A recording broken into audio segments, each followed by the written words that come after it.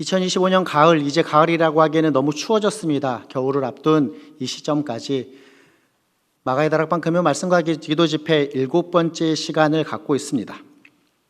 사실 작년에도 우리가 마가의 다락방 금요 말씀과 기도 집회를 시작했습니다. 작년에는 아시는지요? 8번 했습니다. 올해 7번 했지만 사실 작년에는 더 많이 했습니다. 그 중에 첫 시간과 마지막 시간을 빼고 6번 다윗에 대해서 살펴봤으니 작년에 6번, 올해 7번, 총 13번의 시간을 통해서 우리가 다윗에 대해서 함께 살펴보고 있습니다. 하나님의 마음에 맞는 사람 다윗이라고 하는 주제로 함께 말씀을 받고 있는 것입니다. 이제 그 마지막 시간이 되었습니다. 오늘 우리에게 주신 본문 사무엘하 22장 말씀에 기초하여서 이제 신앙, 다윗과 하나님이라고 하는 주제로 이 마지막 피날레를 잘 마무리하도록 하겠습니다. 본문이 사무엘하 22장 말씀입니다. 이어지는 사무엘하 23장 말씀은 이제 다윗의 마지막 말과 다윗에게 속한 용사들이 누구였는지에 대해서 세부적으로 기록합니다. 그리고 사무엘의 마지막 24장 말씀은 다윗이 인구조사한 내용에 대해서 기록합니다. 그리고 넘어가는 열왕기상 1장으로 가면은 다윗의 노년의 삶이 이러하였다라고 하는 기록과 함께 아도니아라고 하는 아들이 반란을 일으켰으나 결국은 솔로몬 또한 즉위하였다라고 하는 내용으로 연결됩니다. 그리고 열왕기하 2장 말씀은 이제 다윗의 유언의 말씀과 함께 다윗이 10절 말씀을 보면 이제 하나님께로 돌아갔다라고 하는 내용으로 마무리됩니다. 1년의 기록을 살펴볼 때에 오늘 본문인 사무엘하 22장의 말씀은 이제 이 다윗의 삶에서 다윗이 인생을 돌아보는 시기에 하나님께 올려드린 귀한 신앙의 고백으로 살펴볼 수 있습니다. 오늘 본문을 시작하는 1절 말씀이 이 내용을 잘 기록하고 있으니 본문의 시작입니다. 1절 같이 한번 함께 읽어보도록 하겠습니다. 읽습니다. 여호와께서 다윗을 모든 원수의 손과 사울의 손에서 구원하신 그날에 다윗이 이 노래의 말씀으로 여호와께 아뢰어라 기록합니다. 사무엘하 22장 말씀을 읽으면서 우리 성도님들 어떠셨습니까? 이 다윗의 고백 좀 익숙하지는 않으셨는지요? 사실 오늘 본문에서 기록하고 있는 이 사무엘하 22장의 기록은 다윗의 고백으로 살펴볼 수 있는 내용으로 시편에 있는 18편 말씀에서 거의 동일한 내용을 담고 있습니다. 오늘 본문이 51절까지인데요. 그 한 절의 내용, 소개하는 내용을 빼고 시편 18편 말씀을 보면 1절부터 50절까지 거의 동일한 내용을 분명하게 다윗의 고백으로 기록하고 있습니다. 찾아보실 분들은 구약 813면을 빨리 보시면 그렇구나라고 살펴보실 수 있으실 것입니다. 제 성경이 그러하니 우리 성도님들의 성경도 크게 다르지 않을 것입니다. 말씀드리려고 하는 내용은 이것입니다. 우리가 지금까지 다윗에 대하여서 살펴볼 때에 다윗의 삶에 대한 성경 저자들의 고백에 기초하여서 살펴보았습니다. 사무엘서 말씀은 사무엘이 기록하였다라고 생각해 볼 수 있는데 또 후대에 그 내용을 정리하였다라고도 볼 수 있는 상황 가운데 성경의 저자가 다윗의 삶에 대해서 기록하였다라고 하는 내용으로 우리가 지금까지 내용을 살펴보았다면 이제 오늘 마지막 시간 오늘 본문을 통해서 우리는 다윗의 삶에 대하여서 다윗 스스로 고백하는 내용으로 우리가 다윗의 삶의 모습을 살펴볼 수 있다라는 것을 지금 말씀드립니다. 다윗의 고백은 어떠합니까? 다윗은 하나님을 믿는 자였습니다. 그리고 그는 그의 삶에서 하나님을 깊이 있게 묵상하는 삶을 살았고 또 그 묵상에 기초해서 하나님을 상상하는 모습으로 살았으며 하나님의 이름을 부르며 기도하는 모습으로서의 삶을 살았다라는 것을 그의 고백 처음 부분을 통해서 살펴볼 수 있습니다. 다윗이 고백한 이 은유적인 표현을 살펴볼까요? 오늘 본문을 시작하는 2절, 3절 말씀인데 공히 함께 읽어보도록 하겠습니다. 읽습니다. 이르되 여호와는 나의 반석이시요 나의 요새시요 나를 위하여 나를 건지시는 자시요 내가 피할 나의 반석의 하나님이시요 나의 방패시요 나의 구원의 뿌리시요 나의 높은 망대시요 그에게 피할 나의 피난처시요 나의 구원자시라 나를 폭력에서 구원하셨도다. 아멘. 전체 50절, 51절 가운데 우리 2절 살펴보았습니다. 2절, 3절 가운데 있는 이 다윗의 하나님에 대한 고백 앞에 우리의 모습을 한번 점검해 보겠습니다. 사랑하는 성도 여러분, 나 또한 동일하신 하나님을 믿고 있는데 나는 우리 하나님에 대하여서 어떠한 믿음의 고백을 하고 계십니까? 어쩌면 본문을 읽으면서 목사님 오늘 사무엘하 22장을 다 읽다니 본문이 51절이나 되는데 라고 생각하셨습니까? 본문을 읽으면서 51절이나 되는 그 내용을 읽는 것 자체로 힘들어 하셨습니까?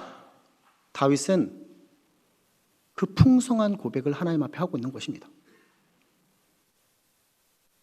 사랑하는 성도 여러분, 하나님의 하나님 되심에 대한 고백을 한번 적어 보십시오. 그 하나님께서 나의 하나님 되심에 대해서 한번 고백해 보십시오라고 한다면 우리 성도님들의 시편은 몇 절까지 기록하실 수 있으시겠습니까? 다윗의 삶 가운데 다윗이 얼마나 하나님을 깊이 있게 여기면서 깊이 있는 신앙의 모습으로 살아가는지를 우리는 어렵지 않게 이 본문의 분량만으로도 우리에게 주는 귀한 교훈이 있습니다. 다윗은 삶에서 이처럼 그가 직접 보고 직접 듣고 직접 맛보고 씹고 뜯고 맛보는 그 모든 것들뿐만 아니라 만지고 경험하는 그 모든 상황 가운데에서 저 먼 하나의 바위까지도 그는 하나님을 표현하는 은유의 방법이 되었음을 우리가 살펴보게 됩니다. 나는 어떤가요? 나에게 하나님은 얼마나 크신 분이시고 나에게 하나님은 내 삶에서 얼마나 생생하게 경험하는 분이며 나의 하나님은 얼마나 내 삶에 밀접하게 있어서 내 삶에서 살아 역사하시는 분으로 경험하는 그와 같은 귀한 경험, 그와 같은 귀한 신앙의 고백이 나의 삶에는 얼마나 풍성한 삶을 내가 살아가고 있으신지요. 저와 이 자리에 계신 우리 성도님들, 전농중앙교회에 속한 우리 성도님들, 이처럼 하나님에 대한 귀한 고백, 또 그 고백에 기초한 하나님을 향한 귀한 경험, 무엇보다도 하나님께서 주시는 귀한 은혜에 대한 그 풍성함의 모습으로 살아가시는 분들 되시기를 간절히 소원합니다. 어쩌면 우리가 이 소망이 있기에, 이 믿음이 있기에 이 금요일 밤마다 어찌 보면 우리가 살아가고 있는 그 모든 삶의 평안함 내지는 힘든 상황들을 뒤로하고 이 자리에 나오지 않았겠습니까? 이 자리에 나온 이유가 바로 이것입니다. 나에게 하나님이 참으로 크신 분이시기에, 그래서 세상의 그 어떤 것보다 더 크고 위대하시고 내가 섬길 수 있는 하나님이시기에, 그 하나님을 내가 더욱더 생생하게 더욱더 밀접하게 그 하나님의 뜻을 깨닫고 그 하나님의 역사하심을 내가 친히 더욱더 경험하는 삶을 살아가고자 그것을 깨닫고 고백하며 경험하는 삶을 우리가 소망하기에 이 자리에 나오셨으리라 생각합니다. 본문에 이어지는 내용을 계속해서 살펴보겠습니다. 4절 말씀인데요, 다윗은 다음과 같이 고백하니 4절도 우리 함께 읽어보도록 하겠습니다. 읽습니다. 내가 찬송받으실 여호와께 아뢰리니 내 원수들에게서 구원을 받으리로다. 아멘. 4절 그대로 띄워주십시오. 다윗이 무엇이라고 고백합니까? 내가 찬송받으실 여호와께 아뢰리니 내 원수들이 없음을 내가 감사합니다라고 이야기하지 않습니다. 원수들이 있으나 원수들에게서 구원을 받음에 대해서 그는 하나님의 역사심을 찬양합니다. 우리가 지금까지 다윗의 삶을 돌아보았습니다. 다윗은 어떠한 존재였던가요?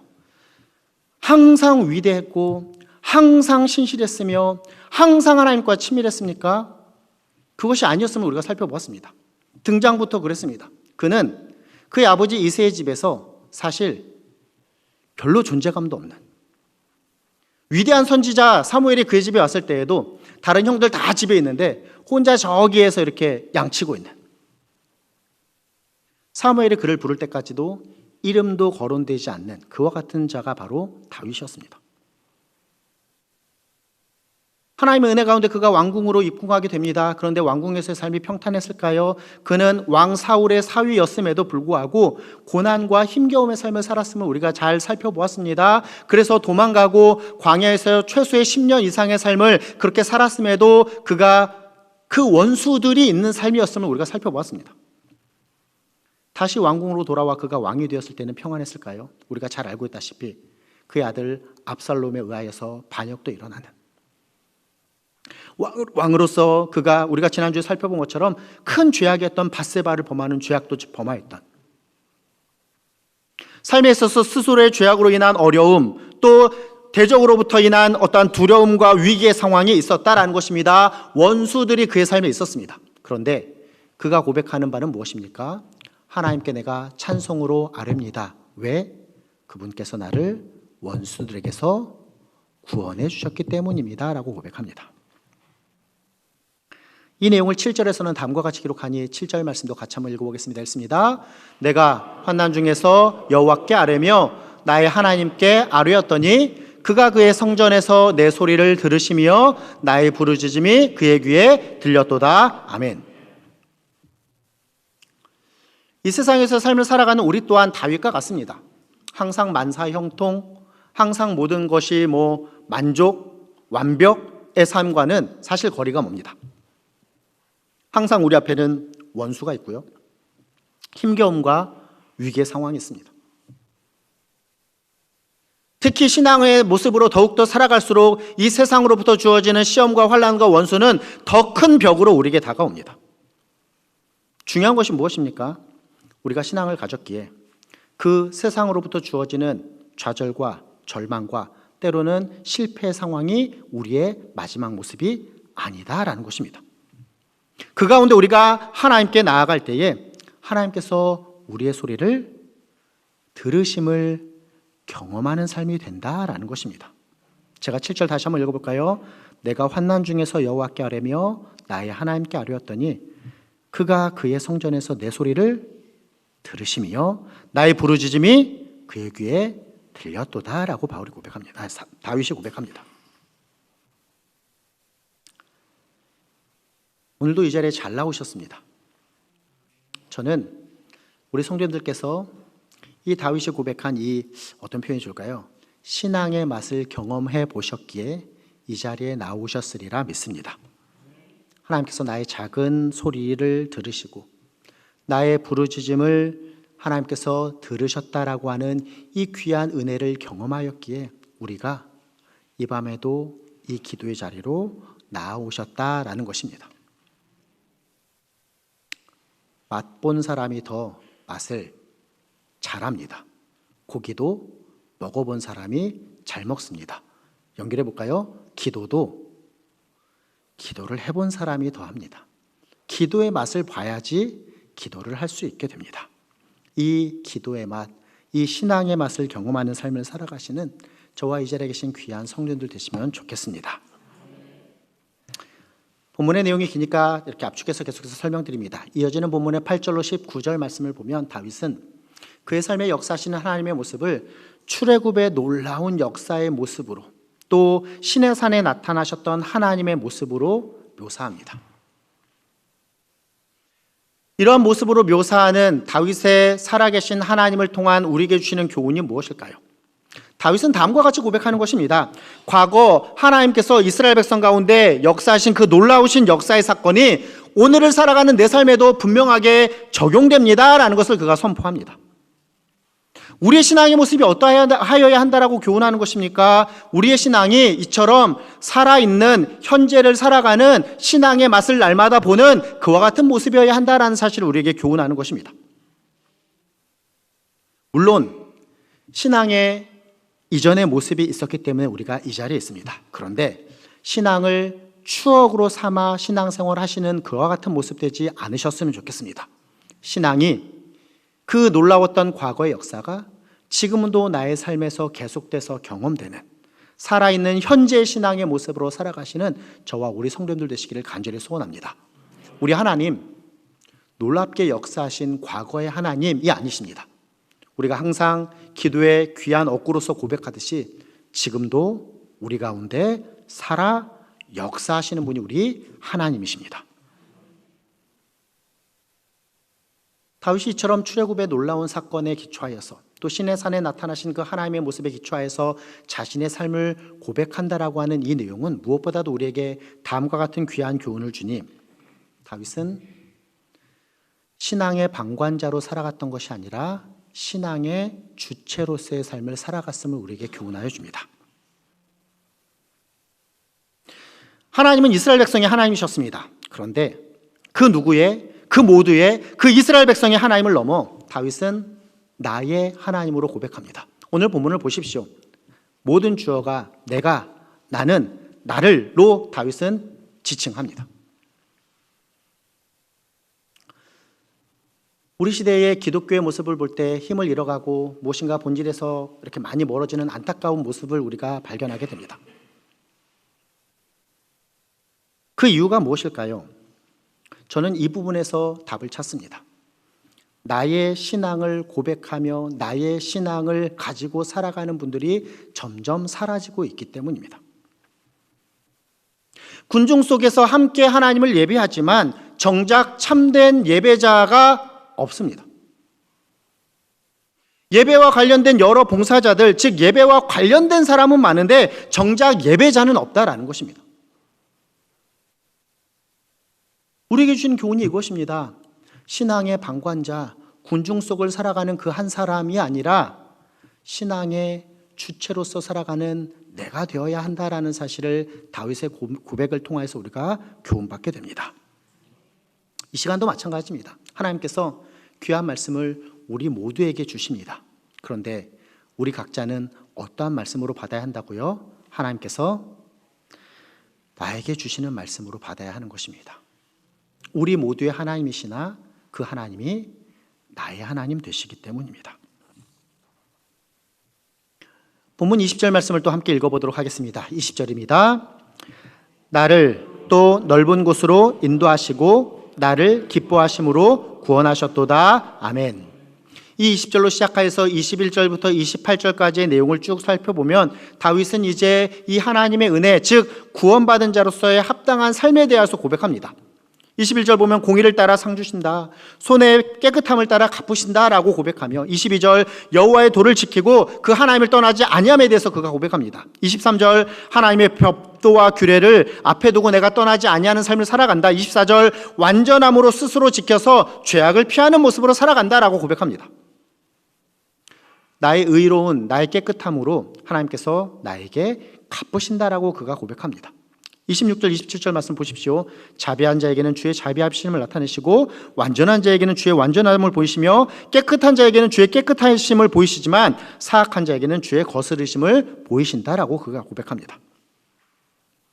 하나님께서 공고한 백성은 구원하시고 교만한 자는 살펴서 낮추신다라고 그가 고백합니다.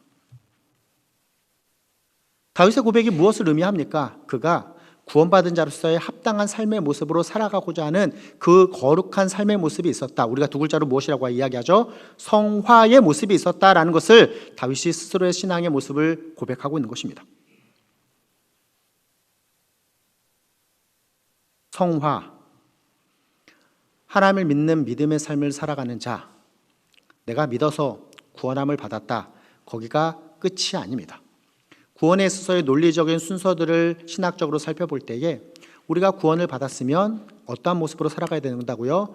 성화, 거룩하게 되어감의 모습으로 살아가야 합니다. 그때에 우리의 한 차원 위에서 성령 하나님께서는 우리를 견인, 즉 이끄십니다. 그래서 이 성화와 견인의 모습으로 우리는 결국 영광의 모습에 이르게 되는 것입니다. 이 부분에서 한번 질문을 던져보겠습니다. 사랑하는 성도 여러분, 얼마나 거룩함의 모습을 이루어가고 계시는지요?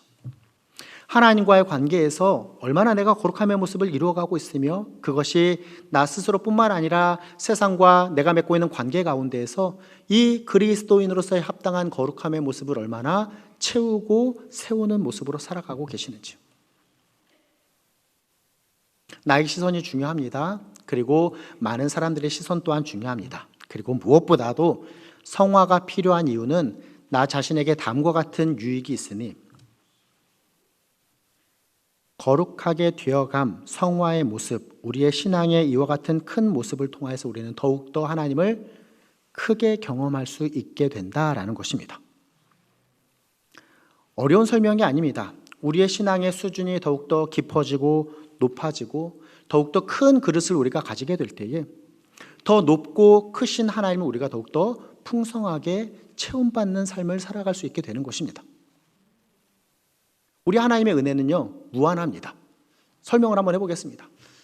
막 강우가 내릴 때, 엄청나게 비가 내릴 때, 막 1시간에 30cm, 40cm 넘게 내릴 때처럼 하나님께서 은혜를 막 부어주십니다. 그런데 우리는 얼마만큼의 그 은혜를 받습니까? 내 신앙의 그릇만큼 받는 것입니다.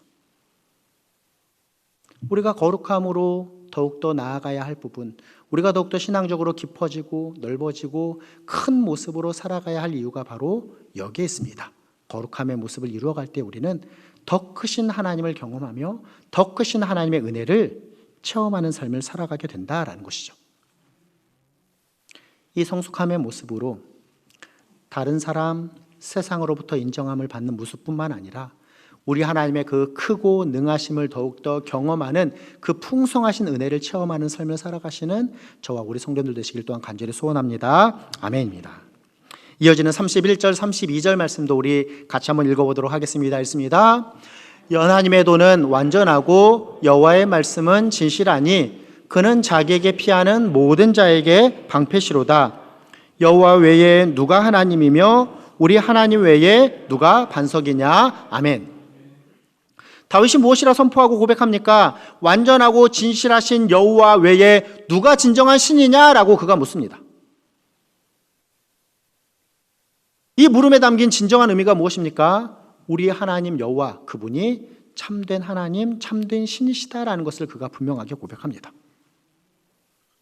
그 완전하고 진실하신 여호와 하나님께서 세상 모든 만물을 창조하시고 운행해 가시는 그 하나님께서 나에게 다음과 같은 놀라운 역사를 이루셨다라고 다윗이 고백하는 것입니다. 하나님께서 나 같은 자를 세우시고 나 같은 자를 강건케 하신 분이시다라고 고백합니다. 본문 33절로 36절 이 다윗의 고백을 함께 살펴보도록 하겠습니다. 함께 읽어볼까요? 읽습니다. 하나님은 나의 견고한 요새시며 나를 안전한 곳으로 인도하시며 나의 발로 암사슴 발 같게 하시며 나를 나의 높은 곳에 세우시며 내 손을 가르쳐 싸우게 하시니 내 팔이 놋화를 당기도다. 주께서 또 주의 구원의 방패를 내게 주시며 주의 온유함이 나를 크게 하셨도다. 아멘. 분명한 교훈이 무엇입니까? 크고 능하신 하나님, 온 만물을 창조하시고 온 만물을 운행하신 하나님, 그 하나님이 참된 신이다라고 하는 귀한 믿음을 고백함으로 나아가는 자, 그가 바로 하나님께서 세우시고 강건케 하시는 하나님의 놀라운 역사를 분명하게 경험하는 자가 된다라는 것입니다. 그가 바로 다윗 스스로 자신의 모습이다라고 선포하고 있습니다. 이제 본문의 결론으로 살펴보도록 하겠습니다. 오늘 설교의 제목이 이제 다윗에 대해서 마지막으로 살펴보면서 신앙, 다윗과 하나님이라고 하는 주제로 우리가 살펴보고 있는데요. 다윗은 자신의 삶의 역사신 하나님을 본문의 마지막 부분에서도 다음과 같이 찬송합니다. 본문 47절로 49절 우리 같이 한번 다윗의 고백을 나의 고백으로 읽어보도록 하겠습니다. 여호와의 사심을 두고 나의 반석을 찬송하며 내 구원의 반석이신 하나님을 높일지로다. 이 하나님이 나를 위하여 보복하시고 민족들이 내게 복종하게 하시며 나를 원수들에게서 이끌어내시며 나를 대적하는 자 위에 나를 높이시고 나를 강포한 자에게서 건지시는도다 라고 다윗이 고백합니다. 자신의 삶의 역사하신 하나님에 대한 귀한 고백과 함께 다윗은 다음과 같은 고백으로 오늘 본문에 하나님을 향한 신앙을 마무리하니 50절 51절도 같이 한번 읽어보겠습니다. 읽습니다. 이러므로 여호와여 내가 모든 민족 중에서 주께 감사하며 주의 이름을 찬양하리이다. 여호와께서 그의 왕에게 큰 구원을 주시며 기름 부음 받은 자에게 인자를 베푸시며 영원하도록 다윗과 그 후손에게로다 하였더라. 아멘. 51절 보니 다음과 같은 문구가 있습니다. 기름 부음 받은 자에게 인자를 베푸시며. 기름 부음 받은 자, 네 글자로 무엇이라고 표현하죠? 그리스도입니다. 그리스도는 직분을 나타내는 호칭입니다. 우리가 이 부분은 좀 신학적으로 설명을 드려야 될 것 같은데요. 우리가 예수 그리스도라고 부릅니다. 예수는 이름이고 그리스도는 직분입니다. 예수님 기름 부음 받은 자이시다라는 것입니다. 구약의 시대로 가면요, 누가 기름 부음을 받았는가 잘 아시죠? 왕과 선지자와 제사장이 기름 부음을 받았습니다. 다윗은 다음과 같이 고백합니다. 여호와께서 그의 왕에게 큰 구원을 주시며 기름 부음 받은 자에게 인자를 베푸셨으며 라고 기록합니다. 다윗 스스로 하나님의 인자의 베품을 받았다라고 고백합니다. 그리고 이 말씀은 다음과 같이 연결되니 궁극적인 기름 부음 받은 자 누구이시죠? 예수 그리스도에게 하나님의 이 인자하심, 인자라고 하는 단어가 히브리 단어로 우리 많이 들어보셨을 것입니다. 헤세드라고 하는 단어인데요, 하나님의 무한하신 그 사랑을 담은 단어입니다. 하나님께서 기름 부음 받은 자에게 이 무한한 사랑을 베푸셨다라고 기록합니다. 그로하여서 결과가 무엇입니까? 영원하도록 다윗과 그 후손에게 하나님께서 이와 같은 큰 구원의 은혜를 주신다라고 설명합니다. 영원하도록 다윗과 그 후손에게 이와 같은 큰 구원의 은혜를 주신다라는 것, 그렇습니다. 기름 부음 받은 자이신 예수 그리스도를 통하여서 이제 그 귀한 하나님의 그 궁극적인 그 사랑이 우리에게까지도 적용되었다라는 것입니다. 제가 마지막 51절 다시 한번 읽어보겠습니다. 여호와께서 그의 왕에게 큰 구원을 주시며 기름 부음 받은 자에게 인자를 베푸시며 영원하도록 다윗과 그 후손에게로다 하였더라. 아멘. 다윗뿐만 아니라 그의 후손으로 오신 예수 그리스도, 그분을 통하여서 그 후손이 되는 우리에게까지도 하나님의 인자, 그 영원한 사랑인 헤세드가 베품이 되었다라고 다윗이 믿음의 고백을 합니다.